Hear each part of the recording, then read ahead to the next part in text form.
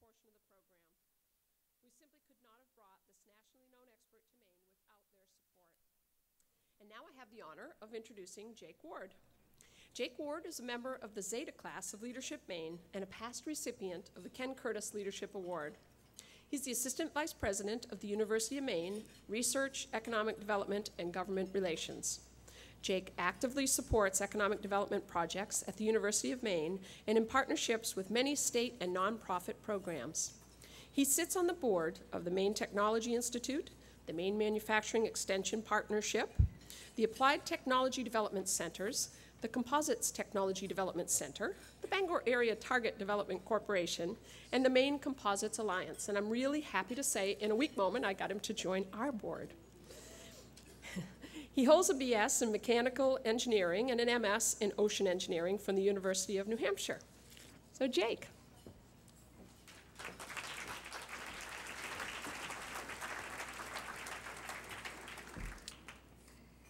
Lori, thank you so much, and thank you for having me today to introduce Doug. Everything you read is probably about 5 times longer than I can talk about him. But first, I'd like to say congratulations to all the award winners from this morning. It's really impressive, and it's always an inspiring day.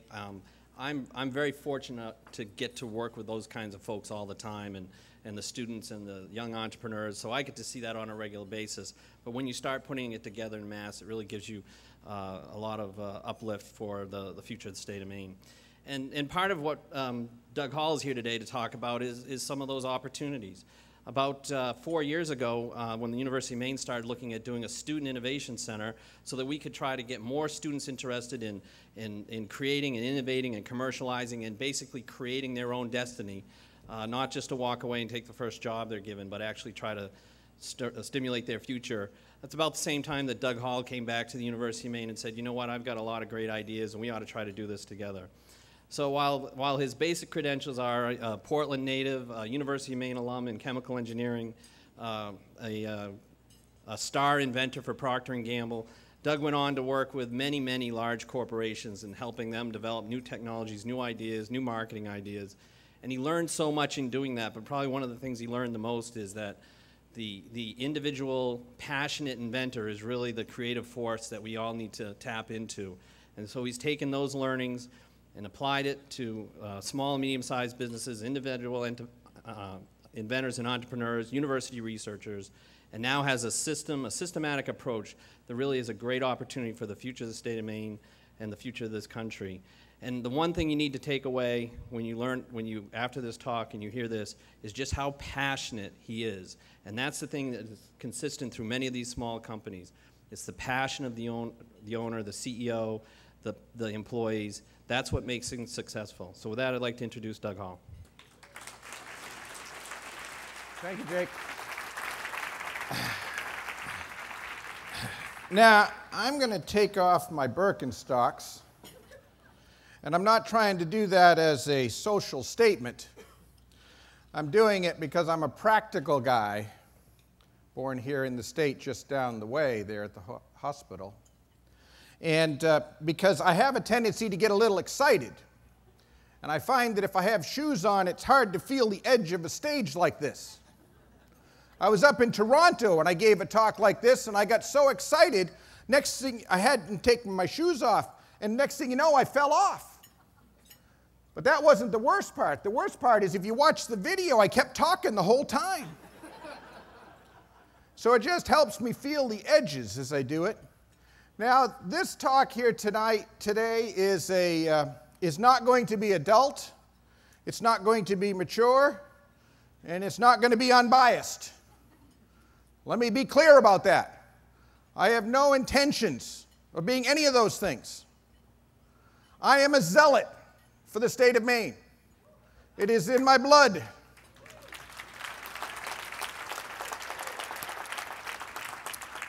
And I traveled the country, and I was born here, and the family then moved, but I still say I'm from Maine, and though I've lived more years in Ohio because Procter & Gamble took me to the banks of the Ohio River, I still say I'm from Maine. People in Ohio say, why do you keep saying Maine? I said, if you were born there, you'd understand. And let me be clear, I'm also a zealot for the University of Maine. And let me just be that there's no doubts about this. Hazel, my grandmother, class of 29. Buzz, class of 54, my father.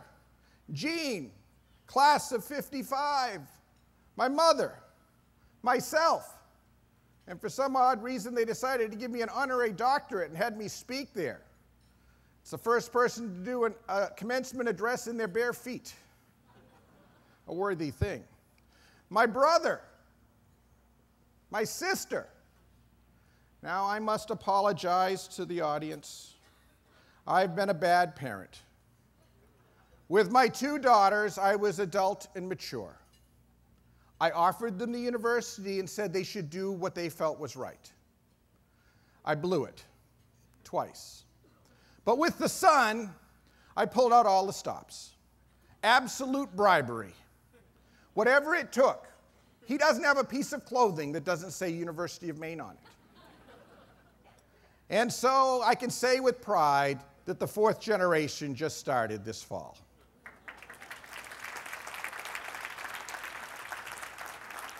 And if you see the band, he's the tall tuba player. He's playing in the band as I did, as did my brother, as did my sister, as did my father. So it is about Maine.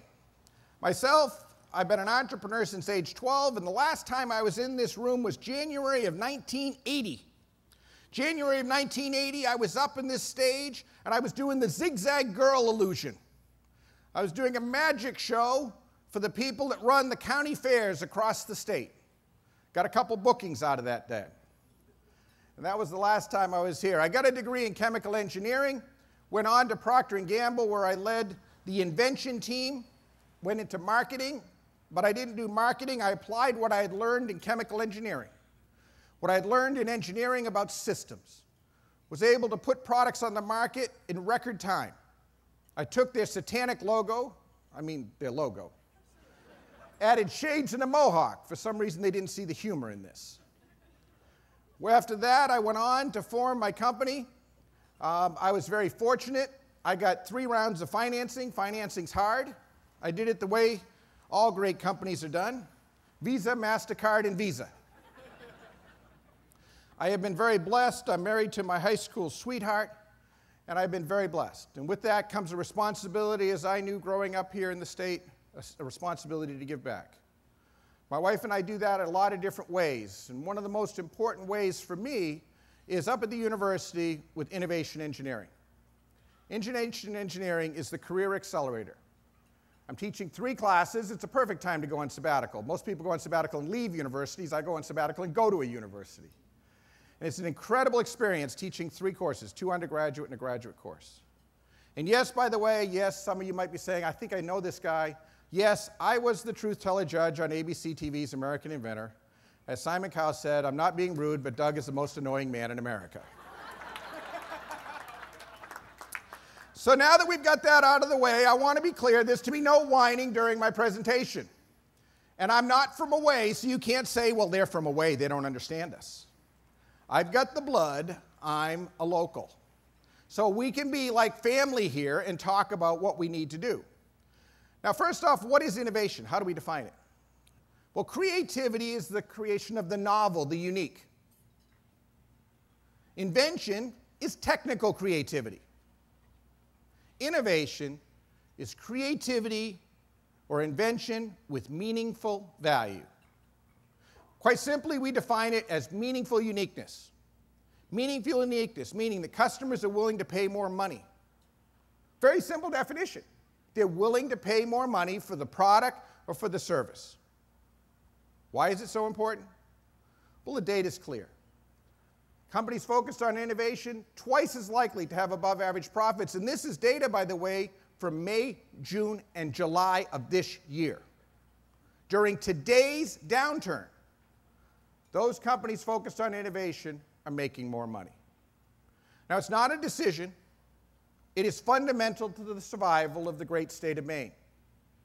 Research from Georgia Tech shows clearly that those companies with a focus on low cost is for losers.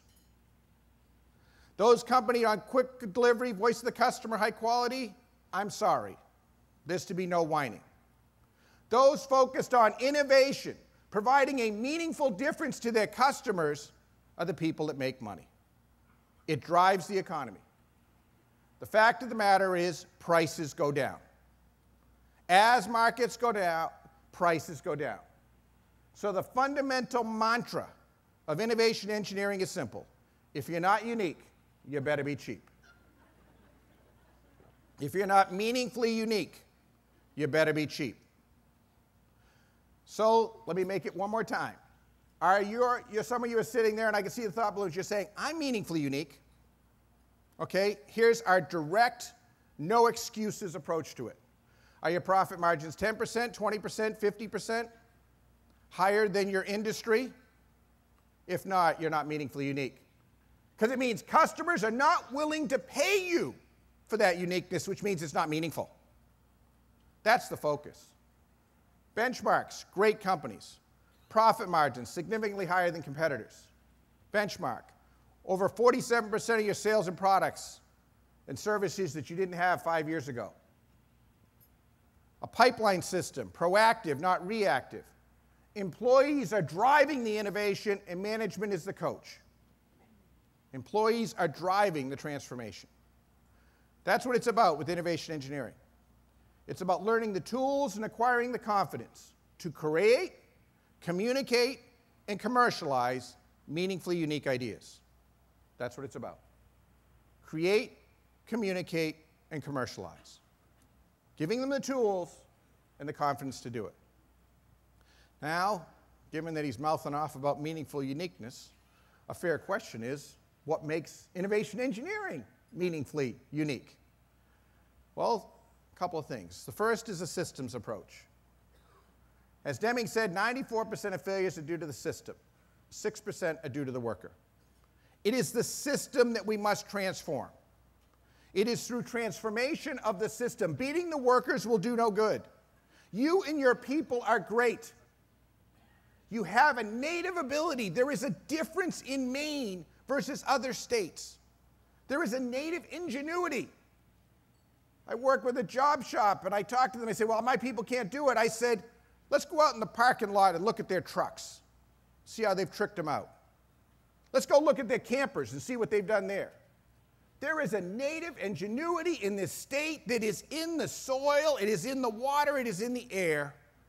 There is a stubbornness and a pig-headedness that exists, and that's wonderful, because it means we're okay with going some other way. You can be weird as anything in this state. As long as you're genuinely and authentically weird, we're okay with it. It's them people from Massachusetts that put on airs that we have problems. Again, I'm a local, so I can say it. The fact of the matter is we have the ability to go do it. And when we put in a system, we double your odds of profitable success. Second thing is data. This is about engineering. In God we trust, all of us must bring data. This program of innovation engineering is not an entrepreneurship foo-foo stories of case studies of war stories. I'm not interested in that. It's about factual, statistical data like I learned in chemical engineering. Over 4,000 ideas were studied, looking to separate what separates winners from losers. We then turned around and looked in the academic literature to make sure there was theory to support the observations. 6,000 teams measured. And when I say measured, I mean quality control charts. Quality control charts on the effectiveness of the teams and how to make a transformational leap in your people.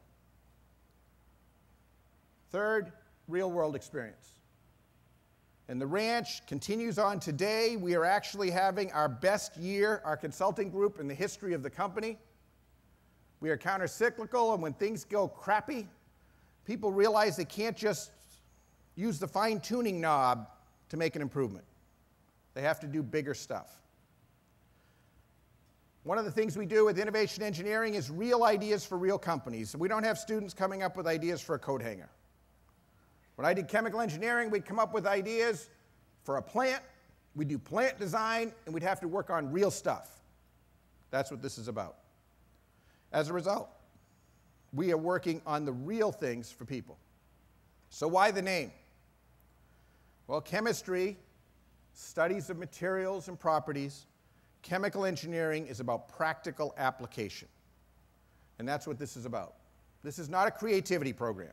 I love creativity. It's cute. It's fun. That's not what this is about. The name. Some of the students initially had some challenges with it, and then we explained it to them this way. The overt benefit of this name is to help you sell yourself. Because, see, it's available for all students in all majors, whatever their degree, career, or passion. So it goes like this. Oh, this is we're interviewing. I see you're majored in art history and have a minor in innovation engineering. I've never heard of that before. What would that mean? Well, it means that I know how to create, communicate, and commercialize meaningfully unique ideas in art history. For my final project, I applied for a provisional patent on a new system for museums. I've listed it at the National Innovation Marketplace, and I'm in negotiations with a company in England that are interested in licensing it. That's what we're talking about. We believe at the university that we could have 50, 60% of the students graduating with a minor in innovation engineering, so that a student who takes a degree because it's their passion can actually go do that, can go do that in the world. It is an activator, a career accelerator no matter where they are. We have a minor where they go through and learn the fundamentals, they work case studies, and then the last 2 courses they apply it to whatever their degree, career, or passion is. We have a graduate student certificate. We also have a leadership institute for those of you that are in economic development and for company leaders. More about that later. So let me take you through it real quick. Just a quick overview. Create. The need for innovation improvement is massive. If we look at the number of ideas it takes to get to one success, I mean, it's a disaster. If it was a manufacturing plant, we'd shut it down. But we sit around and say, well, it's okay. It's not very good, but we're no dumber than anybody else. That ain't the way it works. We did a survey that said it takes on average 7 brainstorming sessions to come up with one idea. It's ridiculous. So we measured it. We quantified it. We looked at different variables. And we statistically evaluated a simple model. That the eureka, the big ideas, come from exploring stimulus, stimulus to feed the brain, leveraging diversity, diversity of thoughts. This is what causes the ideas to happen, but it's reduced by our level of fear. Double your fear, and you cut your output in half. Multiply times a gazillion as we are today, and you got no chance. It's time for a revolution. Exploring stimulus. It's about feeding the mind with uniqueness, customer insights, technology. See, the classic way to create ideas is brainstorming, or brain draining, or the suck method of creativity. This is a short experience for most of us. And just so that you're clear, I said at graduation, I said, those of you who graduated with honors, I am so impressed, and it is so awesome what you've done. For the rest of you, you could end up like me, a 2-point-something, speaking at graduation. Folks, we've got the ability, but we need to use the tools. So what we do is we feed the brain with stimulus, and it sets off a chain reaction of ideas. So, quick example, you could have a blank piece of paper to come up with ideas for where to go on vacation. Or you could have stimulus. Which one's easier?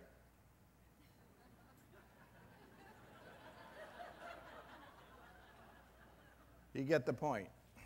So the idea is that we need the stimulus to fuel it. Now, we exponentially kick it alive by leveraging diversity, bringing together different people. So if I have look-alike, sound-alike clones, and they see the stimulus of a rose, they see the same thing, beauty, beauty, beauty.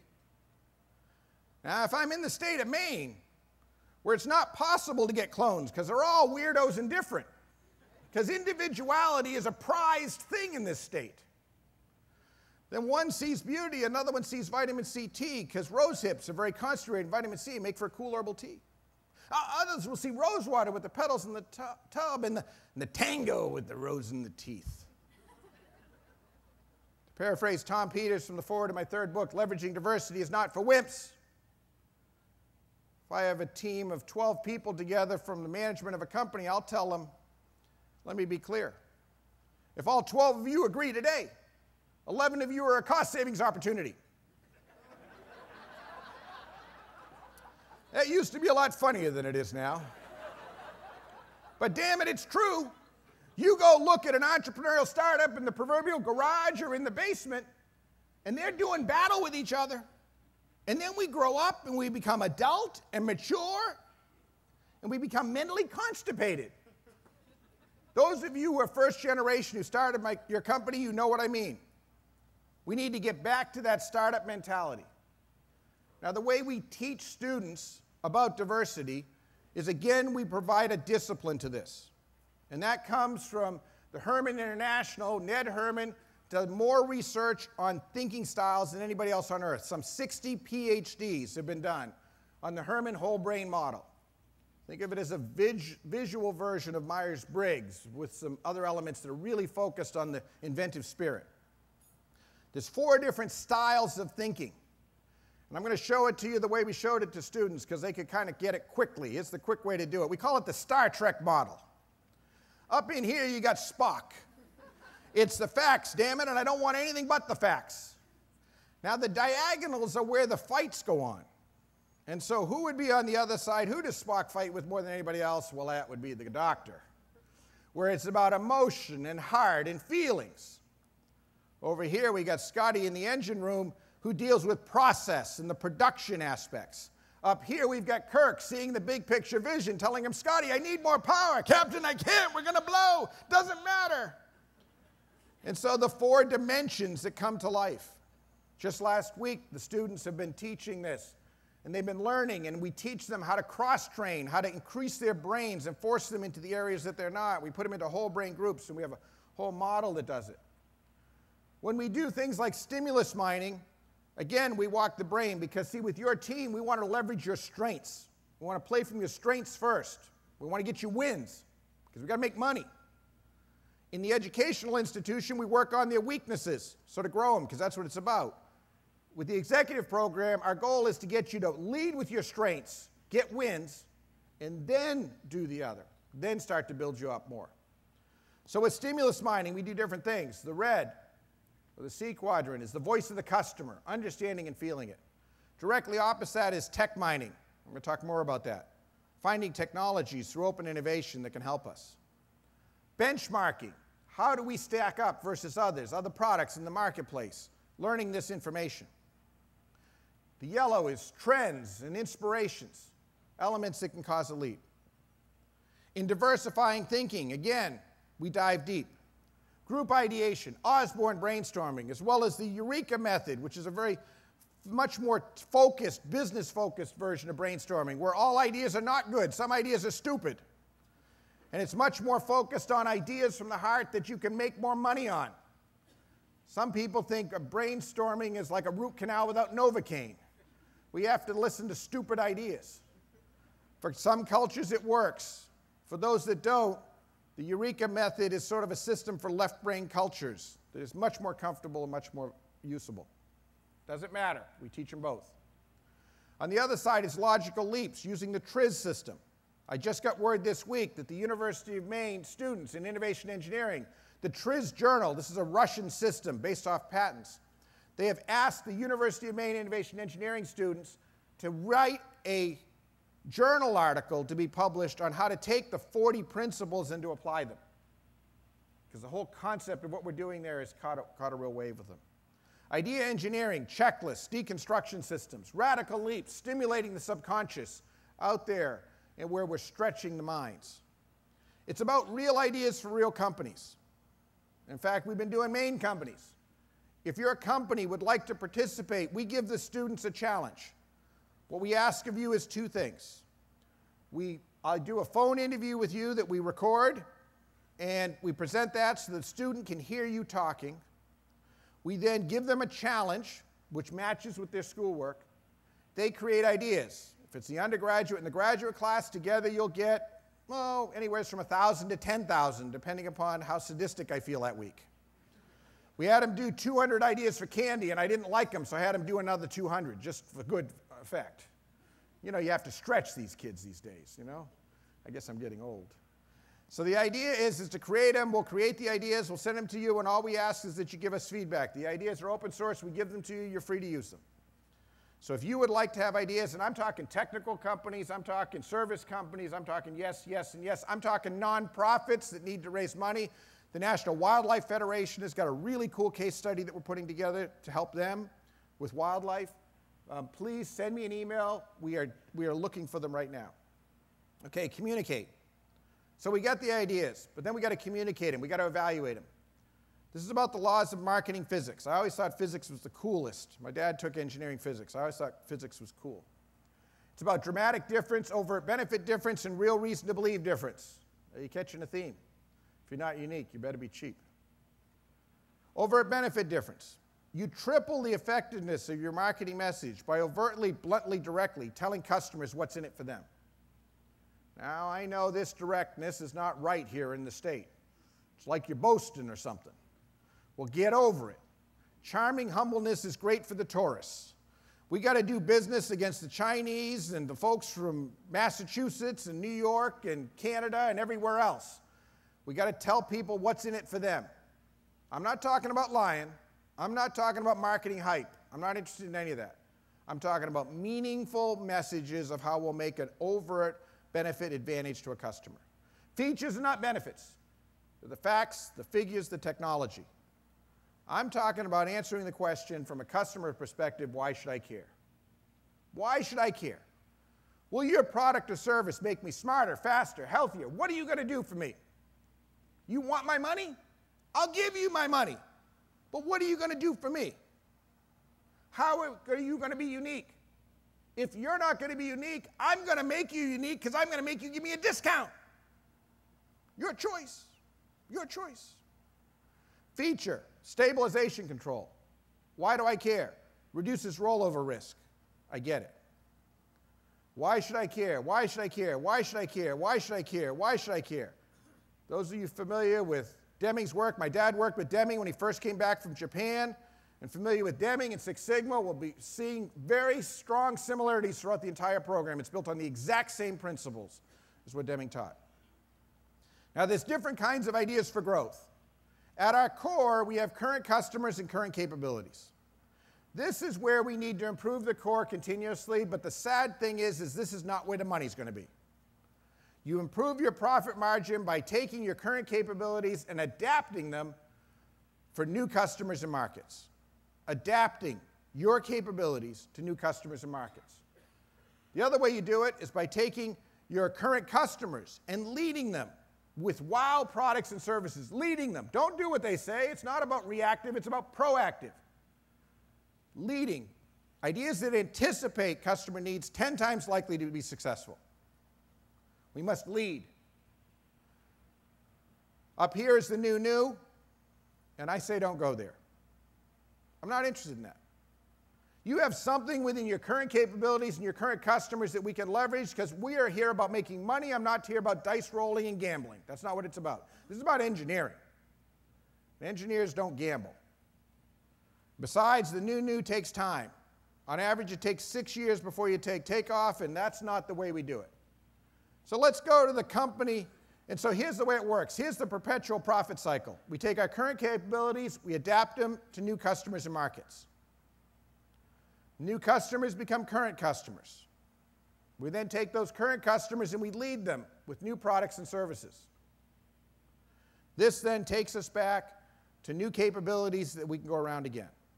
This is the innovation engineering perpetual profit cycle. This is the discipline we want to apply to get you working it. So, now you might say, well, that just sounds like you're thinking small. I want to think bigger. Okay. So let's take a company that's really big at this. Let's take Apple Computer. Apple Computer turns around and they have this iTunes software which they buy from somebody else, open source. They take this software and it's pretty good, and they go buy the iPod programming and the interface, because see, that's the way you do it. When you're a startup, you beg, borrow, and steal. And so they partnered with somebody else to get that. They turned that into an iPod that got new customers. Well, those new customers became old customers, and they said, well, what else you got for me? Well, it becomes an iPhone. And the iPhone creates all these widgets that opens up new platforms. And soon we'll see a tablet which takes us into a whole new place than we've been before and opens up new markets. If it's good enough for Apple, it's good enough here. I don't want you gambling with your company. I am not interested in that. Instead, I want to take and apply difference. Now, this gets a little trickier, though, because when we get to new customers, it gets harder. And as we move to new customers, it becomes harder because we have to adapt. And even though we've been doing it this way for 30 years, now we got to change our marketing message, and we have to change our product. So let me tell you a story. It comes from Oklahoma. A fellow by the name of Stewart owns a company called Cook Shack. Cook Shack makes barbecue cookers.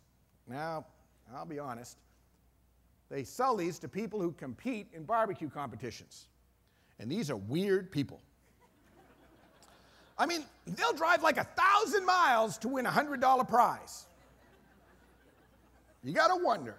Smoky pit all weekend. Yahoo! So Stewart came and he said, well, Doug, I'm having trouble selling my cookers. I said, well, what makes you great? He went, blah, blah, blah. I said, why should I care? He says, they're made in America. I said, I've seen 3 other people that make them in America. Big whoop. I said, what makes you great? He went on and on and on, and I said, so you ain't any good. You're just the same old crap as everybody else. You're just a commodity. Well, he's the owner, so he got rightfully really PO'd at me. And that's the polite way to say what he said to me. You blankety blank. Well, sure enough, when we finally got to the root issue, we figured it out. He said, well, hell, I win all the competitions. I said, what do you mean? He said, oh, yeah, our people win. We've won the last national championships the last 10 years in a row. I mean, probably every single weekend we win. So I got on the computer. He said, what are you doing? I said, I'm going to your website. What for? I said, I want to see the champions.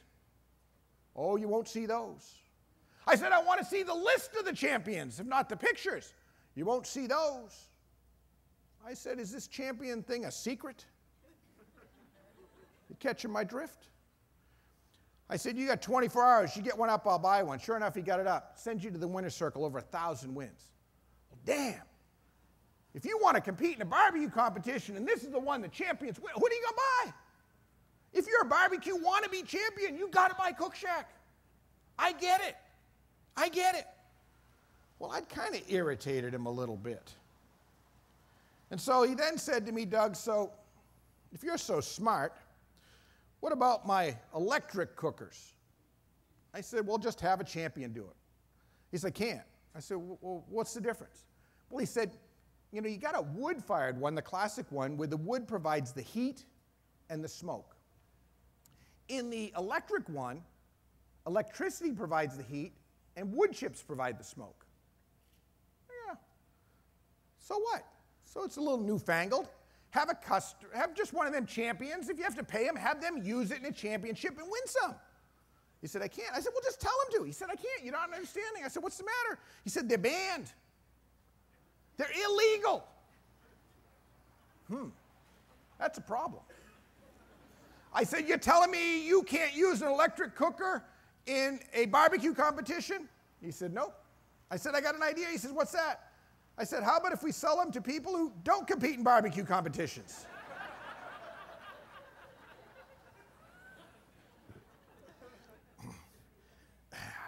So, now that we can't use it there, we're going to have to go somewhere else. So, my friends, here is the marketing message, the new marketing message. On the website, you can see it. Warning, this electric cooker is illegal in competitions. It gives the user an unfair advantage as the even heating makes it too easy to make perfect barbecue every time. I don't know about you, but when I see golf balls that go too far, I buy them.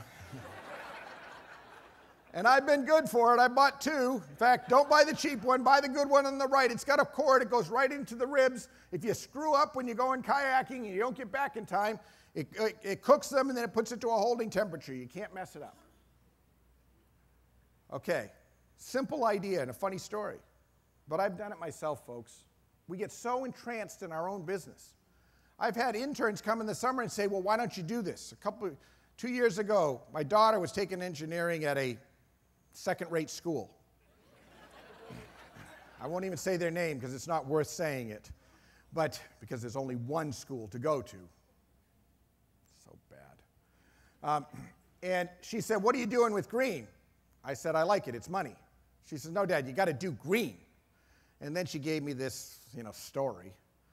Next thing you know, she goes and puts together a story and shows me how I can make more money with green. Now, fortunately, she's stubborn. It's in her upbringing.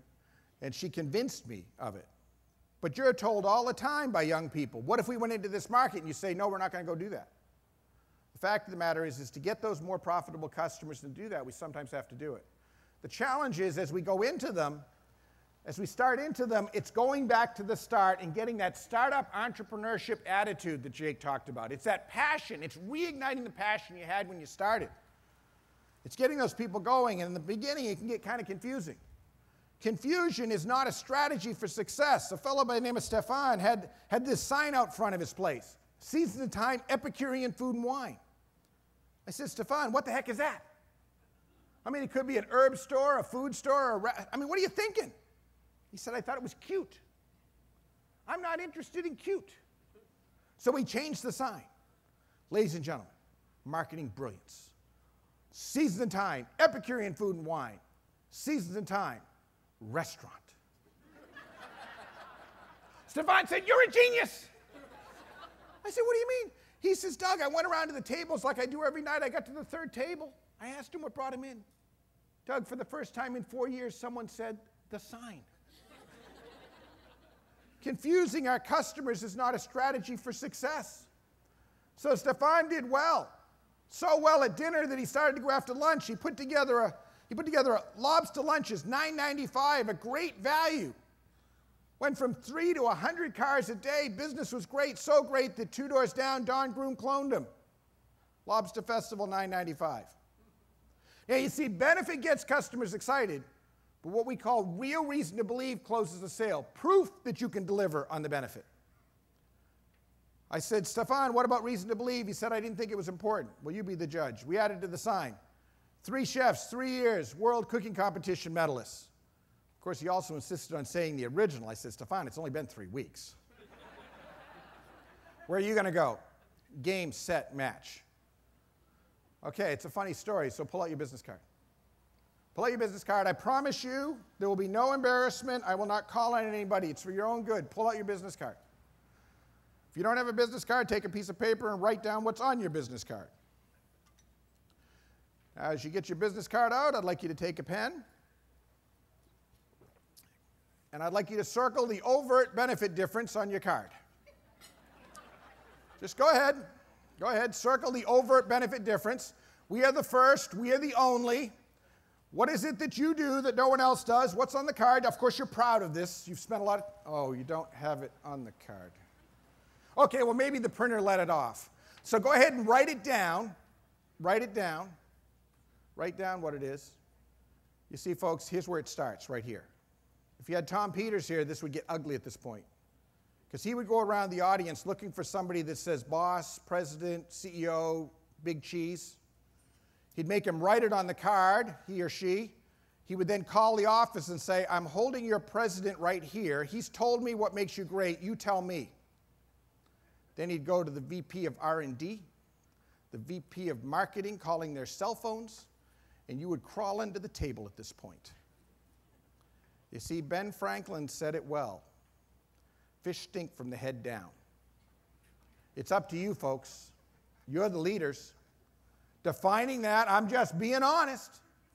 What is this? You cannot outsource this thinking. It is not outsourced. You have to define, and you have to take responsibility for what is it that you're great at, and that needs to have mind-numbing clarity. And I'm not talking about advertising. I'm talking about your service people. I'm talking about your development people. I'm talking about every person knows the singular purpose, because overt benefit, my friends, is about the mission and the reason you exist as a company. It is your purpose. Deming talked about constancy of purpose. If you're at Volvo and you're designing and you're way down in the infrastructure and you can save some money, but it might hurt safety, are you going to do it? No. What is the purpose? You had it at the start. You've lost it. Our goal is to bring it back. To bring it back so that it's fun. That it's fun. Here's some cards I didn't understand. PCMS Data Fit. I mean, what the heck is that? Or I am Tech. I am happy for you. Or E-knowledge, for people who want knowledge about the letter E. The challenge is the more dramatically different we get, the greater the confusion. Look at this one. A stable aqueous barrier coating composition includes prolamine, cold water, insoluble polymer. Anybody excited yet? How about this? The first biodegradable fast food sandwich wrap that provides grease protection without the chemicals that have been found to cause cancer.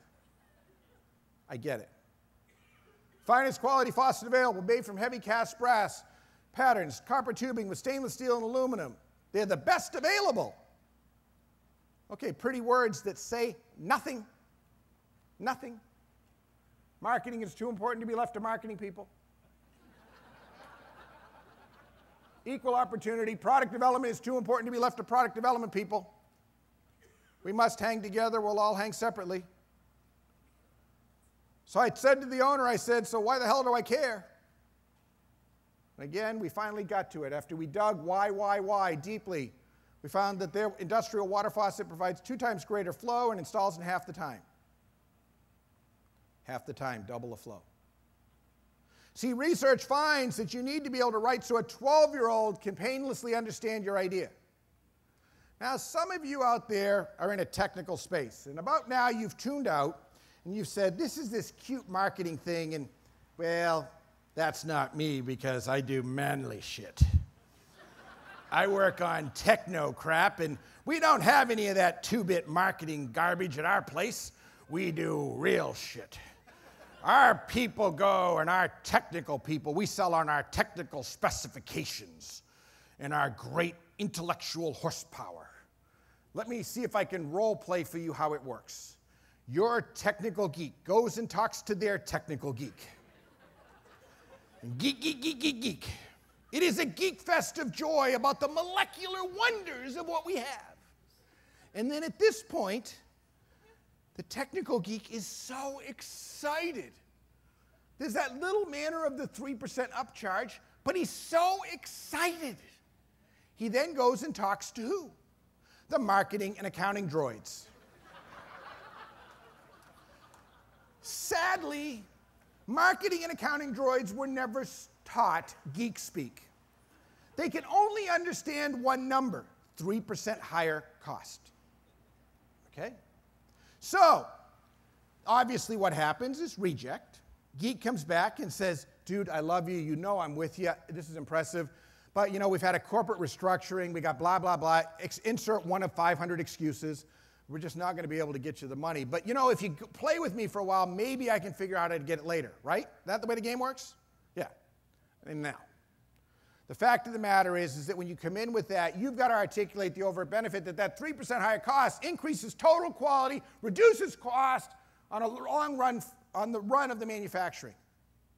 It's up to you. You have to get your technical people speaking benefits. You need to get your marketing people understanding the technology and how it works. Never let a customer say no because what you offer doesn't let a customer say no because what you offer doesn't apply to them, but never. Never let a customer say no because they don't understand what you're offering.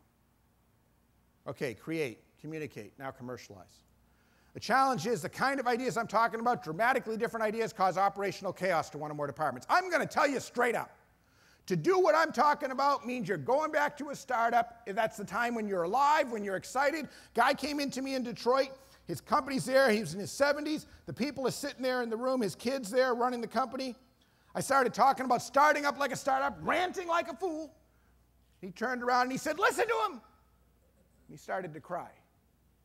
He came up to me afterwards. He says, Doug, I want to apologize for crying. I'm in my 70s. It happens.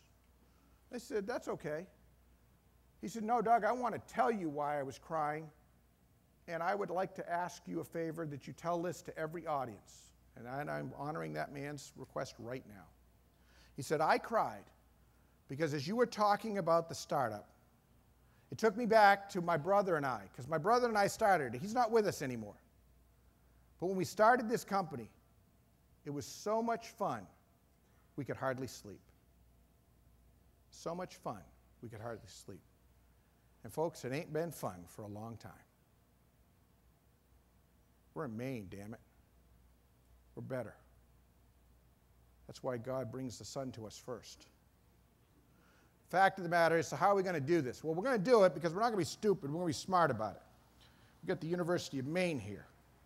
And the University of Maine turns around and puts discipline against it. And we change the system. We don't beat the workers. We don't say work harder. We turn around and change the system. And the system's called Trailblazer. And it's about starting up like a startup. 4 simple principles: personal passion, core at the center, simultaneous engineering, promise, product, and profit. Fail fast, fail cheap, the Deming cycle, get smart and rich, open innovation connections. It's a system that I used at Procter to get products out the door faster than anybody on earth. It's a system that P&G continues to use that drives their success rate better than anybody else. The key is at the Scout. Somebody has a personal passion. They're the general manager. They can come from any department. They're the hub of the wheel. They manage simultaneous engineering. They manage the marketing promise, the product service reality, and the profit formula. Because see, the way innovation happens is you get the promise right, you go try to make the product, it's okay, but you can't afford it. Go to jail, go directly to jail, do not collect $200. You start again. You get something you can afford, you can make the product, but nobody gives a damn about it. You go around and around, you keep juggling it until it works. It's not a relay race approach that we're talking about. Success with innovation is about playing whack-a-mole. It's about playing all of these dimensions, and we've got to teach our people to get out of their silos and to think about this. We focus first on death threats. Now, I want the employees leading this, your future leaders. It's a management development program. I want them doing it. But you have a very important role. Your role is to identify death threats and to provide coaching. We need to move to the next level of our management. You have to use your view of the long side and to identify the death threats. And every 30 days, the Trailblazer Scout goes out and recommends yes, no, yes, but. Yes, we should keep going. No, we shouldn't. Yes, we should go, but we should change. And 80% of the time, if they're doing the job, they should change. Procter & Gamble uses the same system. As Lafley says, teams like to address easy issues first. At P&G, we have flipped the sequence. Teams must identify so-called killer issues, problems that must be solved for the innovation to succeed. And the way we do this is to apply the Deming cycle. Deming, the guy that went to Japan, that recreated Japan after World War II. It's called the scientific method: plan, do, study, act. Or as I say, fail fast, fail cheap, get smart and rich. It's about rapid cycles. The old world, the way we reduce risk: plan, study, study, study, study. In the new world, it's about rapid cycle learning. 7-day cycles, maximum time. 7-day cycles. Other courses in entrepreneurship, the students spend the entire year to do one thing. In our case, we have them do it in a week. Hell, the earth was made in 7 days, 6 days, and then God rested. So how hard can it be? Rapid cycles of learning is what we need to push people. We need to teach our culture to do that. One of the ways that we do this is through open innovation, which is connecting with people on the outside. Every single one of these products came from an entrepreneur. There's never been a better time to be a small business than today. There's never been a better time for the state of Maine to be an incubator of innovation than today. With open innovation, we're able to do it. P&G's gone from 20% to 50% of their products coming from the outside. Now, the problem with a lot of technical innovations is inventors speak technology and patents, and companies speak products and profits. So the U.S. Department of Commerce, NIST MEP, came to me and asked me to build a system. I then turned to Jake and the University of Maine, where at the University of Maine we piloted the first program where we turn around and we translate the technologies into English. The very first was done in Orono at the Innovation Center. That's where it all began. This program goes on, that we translate, we value, and we provide access to helping people connect. This program's gone on to become the United States of America's national innovation marketplace, and if you go to the website, you can see Vice President Biden announcing it. Also within that, 4 states in the nation have taken a leadership role, and I'm proud to say that Maine is one of them, where we have a Maine Innovation Marketplace. At the Maine Innovation Marketplace is where business opportunities can be found, understood, and valued in 2 minutes or less. We're talking about innovation offerings as well as needs and wishes. Things that you need to grow your business. Things, wishes that can help you make more money. The kinds of things that if you had that technology, a customer would be willing to spend more money on it. I'm talking about where you want to purchase them, manufacture them, do development on them, distribute them, or invest in them. Again, we provide discipline. Last week, The 292 class, the commercialization class, learned the Fort Whitlock decomposition sales forecast. Fortunately, you don't have to go through that. Students do. We have it automated in the system, and we've created a flight simulator for innovations. The system's built off a research platform called Merwin Business Simulation. If you watched closely, you saw that my father's first name is Merwin. He's always hated the name, so he went by Buzz, except now it's a business. He wants a royalty. A bottle of 25-year-old Macallan seems to be working so far.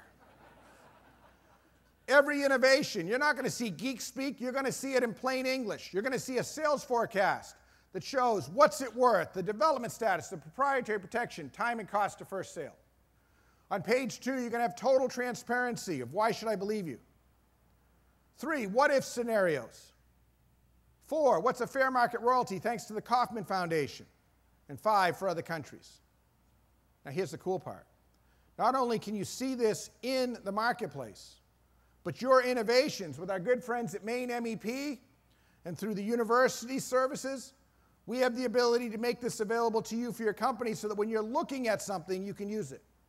Companies using this and who are taking these things and posting them, 20% of them are either getting funding or getting a contact with another company within 6 weeks. Because America and the world is desperate right now for innovations. So whether it's bringing it to your board, taking it to your banker, this kind of information turns innovation from some goofball thing into a hard engineering science. We got validations galore. Okay, so that's the rant. But you know, I'm not one to just go talk about stuff. And Jake, if I could just poke at one little thing you said. He talked about, in the past tense, he worked with companies, and that he's now doing this. No, I still work with companies. We charge $300,000 for me to work with them for 3 days. It's a great country we live in. I'm $50,000 to speak, $100,000 if I come up with ideas. And when I can't do it, don't listen to me. If you can't do it, no reason to listen. That's my deal. So, what are we going to do about this state? Well, one thing we're not going to do is we're not going to stick our head in the sand. Here's the deal. These are better numbers than you've heard, but the Kauffman Foundation's a big, they fund us and they help support us. I pulled up the Kauffman data and it says Maine's 28th in the nation for innovation.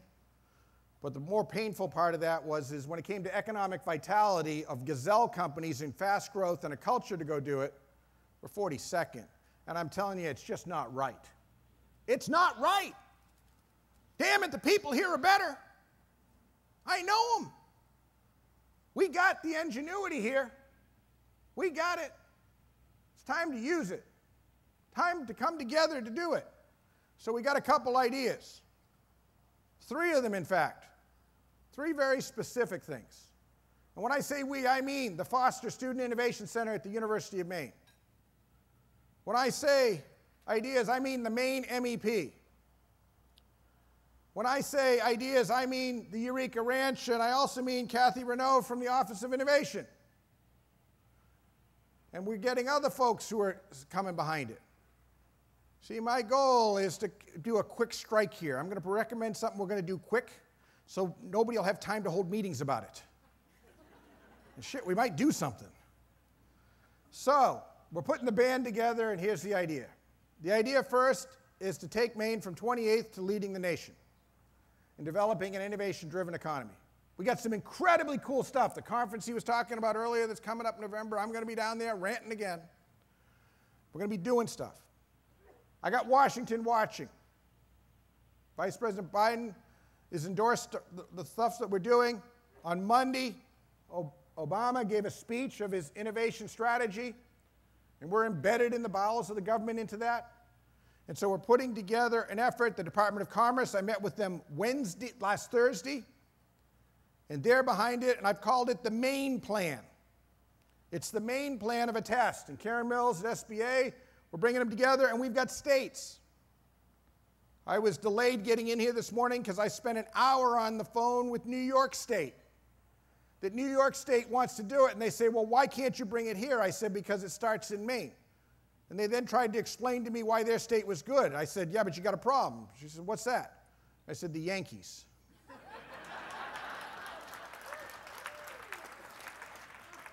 And I want to be clear about something else. You know, I had this idea of innovation engineering for some time. I went to Ohio State, one of the biggest schools in the country, in the state where I happened to have the ranch because P&G took me there.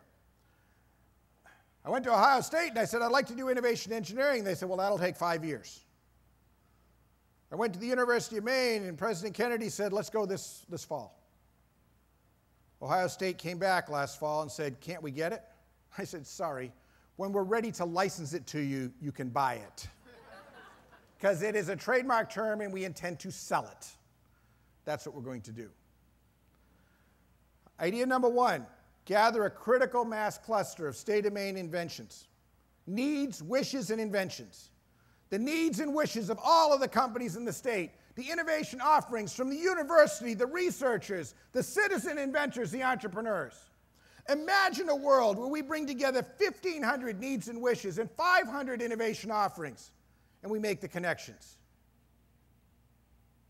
This is what we're talking about, folks. We're talking about the largest gathering of this that's ever been done. And I've talked to Kaufman and having talked to the Commerce Department, nobody's ever attempted what we're about to do.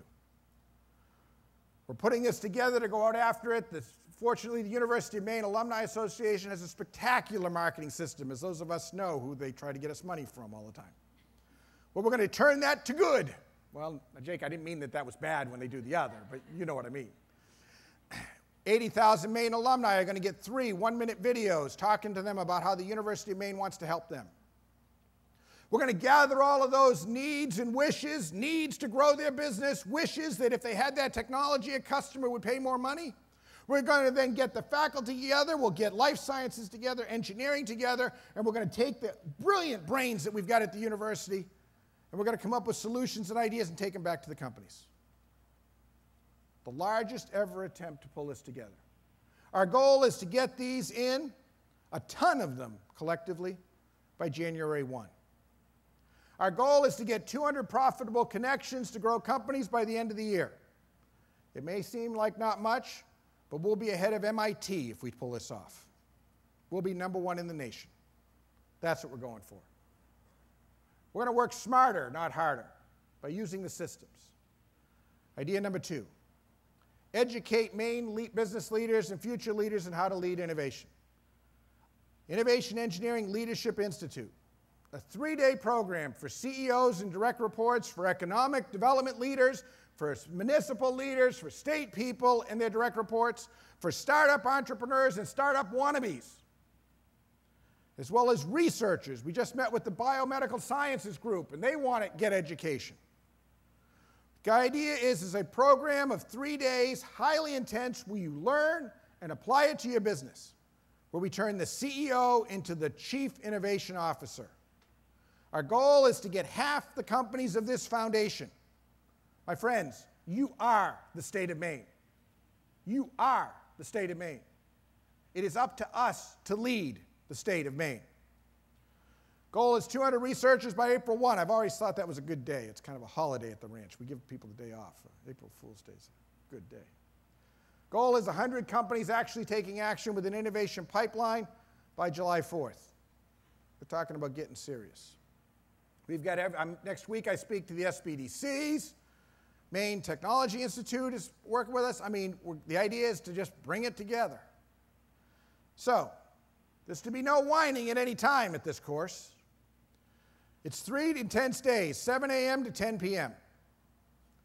If we're serious about it, we want to make more money, that's what it's about. There will be a token charge. It will be posted on the website on Monday. By the way, ignore the price. That's for them from away. It's always good to make money on them from away. We have 3 dates, January 27 to 29, February 24 to 26, or March 24 to 27. For details and more information, so to sign up, contact Renee Kelly at the Innovation Center. I'll leave that up so you have time to write it down. The goal here is to jolt this. This is called the Maine Plan. And this is a plan to turn around and see what happens when we take a state and we jolt it. we get a critical mass of ideas, a critical mass of needs. I mean, you know, this creative economy and stuff, I love all that stuff. But I'm an engineer. What do you want me to do? What steps do I do? This is a tangible step. We need to get these in. And then we got to educate people so they can use it. Maine will lead the nation. Maine will actually lead the world. We have people from Scotland, people from the UK, from Canada, who are all interested in what it is we're about to do. And so we'll have some visitors. They'll pay full price, by the way. We always like to have tourists. Idea number 3, Innovation Engineering Summer Intern Program. We have some incredible students who have gone through the Baton Death March. The course was thought to be easy. It isn't anymore. As we're drilling them, Margot's here, who teaches it with me, who leads the academic programs. And I'm telling you, we're pushing these kids, and they will be good. I promise you, they will be good. So you can hire an expert next summer, and NIST MEP last Thursday committed to help with funding of interns. If it's a manufacturing company, we can get you an intern in there to help you jolt some ideas. So after you've been trained, we will have somebody there to help. The Maine MEP and others will be available to be able to help you so to create the implementation in your company. At the same time, the Eureka Ranch, we are going to provide funding. I can't let the government get ahead of me. So we will be providing funding to help fund the students, so to help with the cost, to help make that happen. Again, contact Renee. We will not have you have a student if we don't think they're good. So we'll give you students that can help. So here's my promise. I promise to teach you a system for making a step change improvement in your ability to lead the creation, communication, and commercialization of profitable growth through innovation. I will donate 100% of my time and my ranch staff time and all of the research costs. The university is paying nothing for me up there. Damn it, it's family. Don't charge family. You're family. We don't charge family. There'll be a token charge to cover the expenses because they can't lose money, its budgets are tight. But there will be no fee to do it. That said, this plan is sure to fail. It's sure to fail if we don't work together. To paraphrase my hero, Ben Franklin, we must all hang together for the state of Maine, but most assuredly we'll all hang separately. Now, I know that we've got all of these groups, and I know we've got wonderful programs, and I know that everybody fights at the State House for money, and I know that, you know, blank, blank, blank, your dad screwed my dad years ago, and so I don't talk to you. Get over it. Get over it. The state of Maine is one giant startup now. So we're going to talk straight, or we're going to jolt this puppy.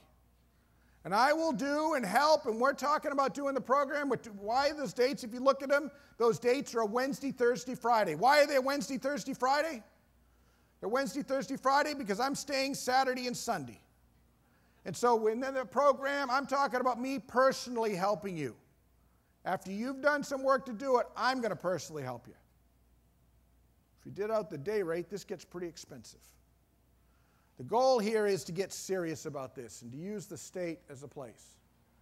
For those who say they can't, I can't innovate, my industry is the way it is, and you don't understand, Doug, my industry. Well, we work with MEP. I've sat with 800 manufacturers across this country in the last 18 months, so get over it. So, if you can beat this one, then I'm okay with you. I know a guy who has a business that sells flour, water, yeast, and salt. Gary Gottenbush participated in our Eureka Winning Ways programs that the Maine MEP does, that we've built with them. And Gary Gottenbush invented a new type of stuffed pretzel that he got a patent on. And this new stuffed pretzel is taken off, and he's selling them now all over the country to people. And his business is up 50%. He just commissioned $1 million plant to keep him going because it's so unique what he's doing. And he can't fulfill anywhere near the orders that he's got. Gary Gottenbush doesn't believe there's a recession. But he understands if you're not unique, you better be cheap, and he ain't interested in being cheap. It's real simple, folks.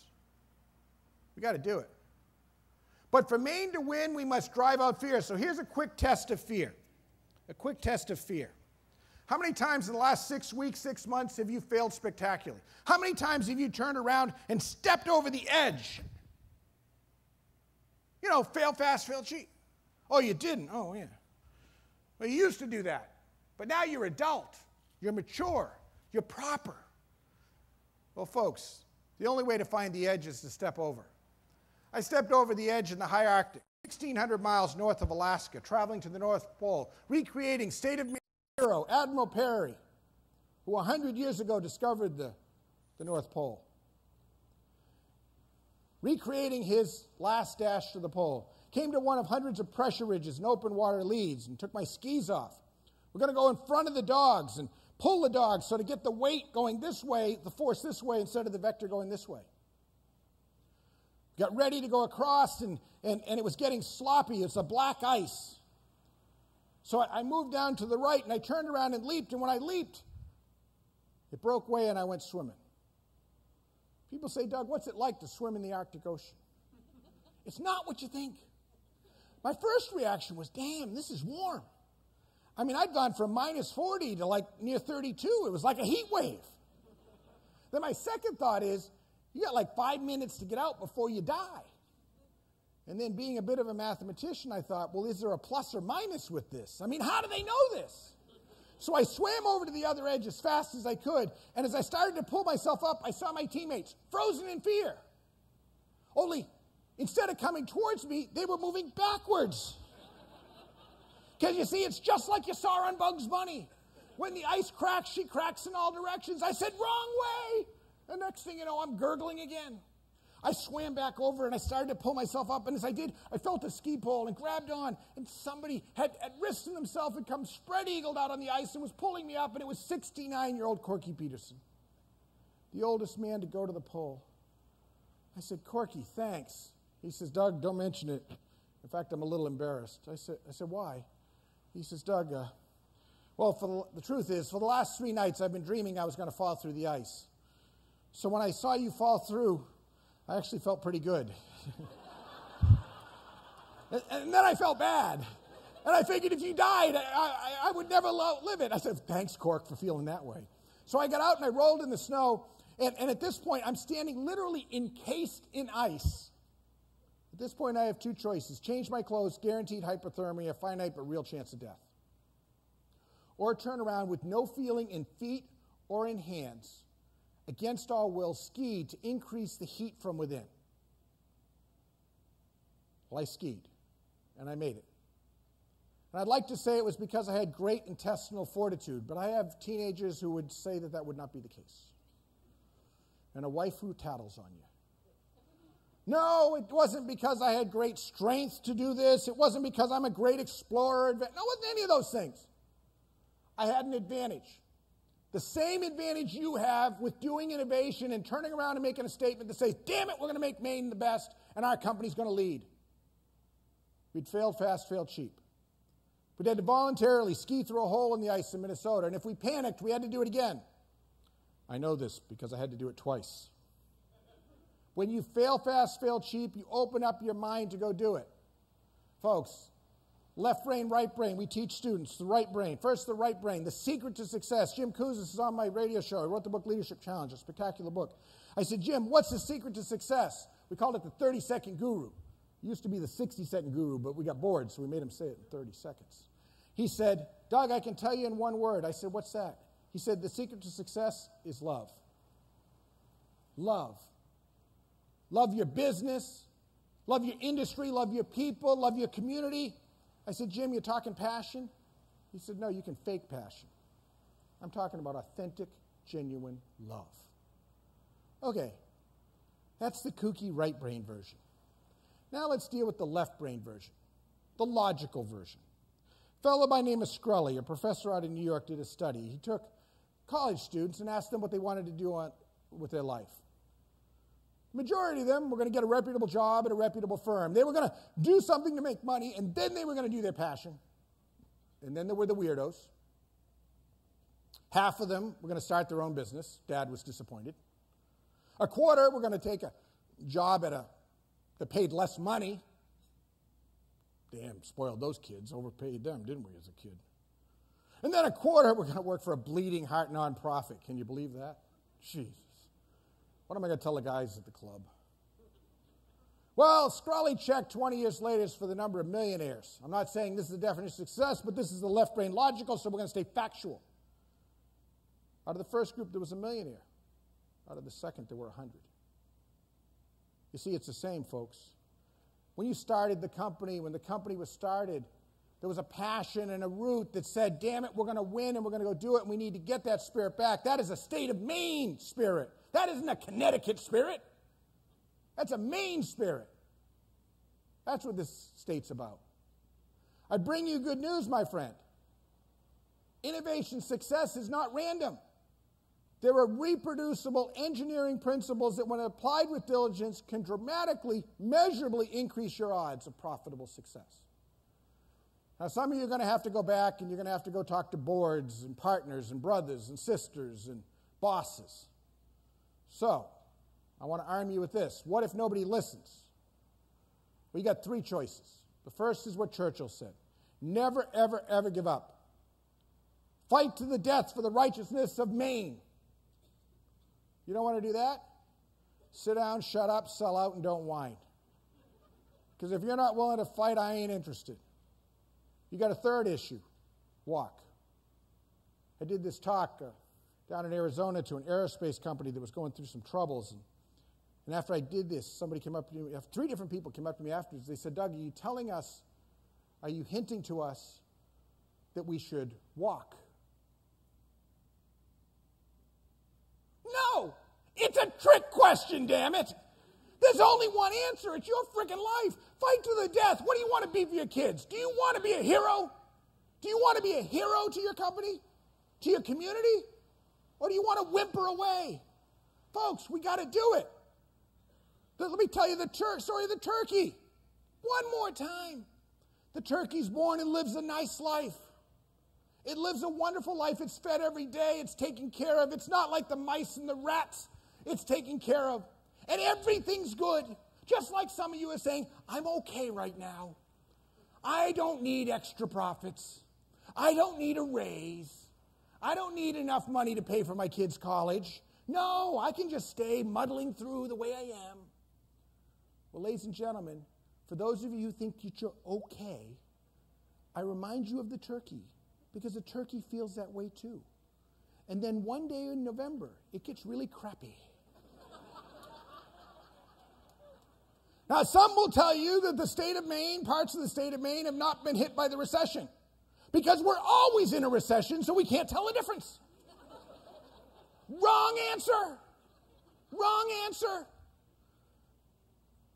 Ben Franklin's my hero. As he said, as long as I have known the world, I have observed that wrong is always growing more wrong, and that right, however opposed, comes right at last. But we must take personal responsibility. We must take personal responsibility. I'll end with my favorite quote from Franklin, a quote that's so important to me that when I'm laid to rest, it'll be carved on my tombstone. As Franklin said 200 years ago, up sluggard and waste not life. In the grave will be sleeping enough. Up sluggard and waste not life. In the grave will be sleeping enough. Deep inside all of us is a little voice that, if we listen close, tells us what we should do and what we must do. Folks, it's time to listen to that voice. To listen and believe in that voice, to believe in our ideas, to believe in our people, to believe in our company, our community, our state. So what are you waiting for? Get up, get out, get going. Thank you very much, everybody.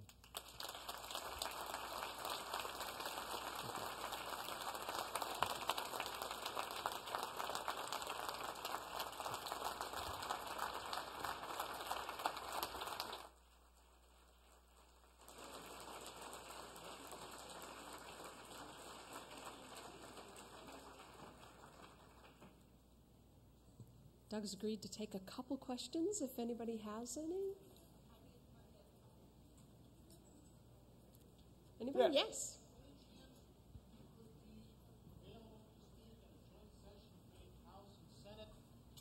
in early January?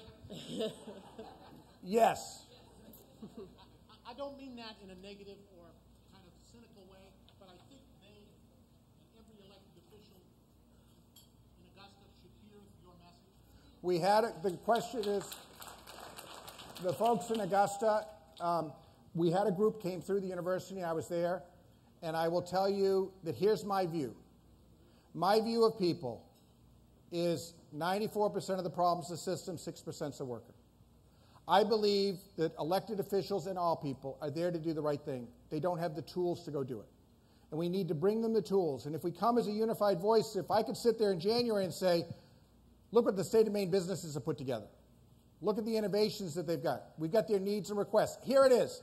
And me in my typical way, I would print it out big paper. These are the needs that your companies have. This is what we need. This is what we have at the university. How can you help us accelerate that? How can you help us accelerate that? I would be more than happy to do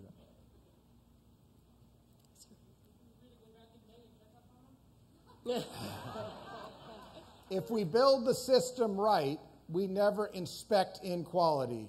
We build quality into the process. And we build it right the first time. So the systems that we're putting in place will be measuring that and doing that. And that's the way we do it. I do not believe in corporate communism top-down. I believe in building systems.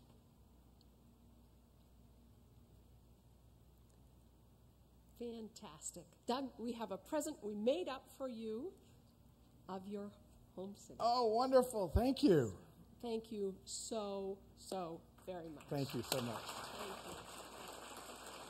Awesome.